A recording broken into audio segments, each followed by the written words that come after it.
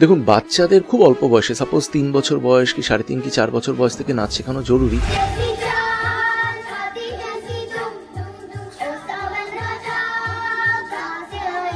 এরকম ছোট ছোট বাচ্চাদের নাচ শেখাটা কতটা জরুরি কি বলছেন সম্রাট মুখার্জি, চলো শুনেন। বাচ্চাদের হাড় ছোট্ট যখন থাকে খুব নরম থাকে, তো যেই মোমেন্টে হাত পায়ের মুভমেন্ট হচ্ছে এটা তো একটা বকলমে এক্সারসাইজ করা হচ্ছে। তো এই এক্সারসাইজটা যেই করা হচ্ছে সঙ্গে সঙ্গে কিন্তু একটি ক্যান্ডিডেটের মানে এই বাচ্চার হাড়গোড় স্ট্রং হচ্ছে,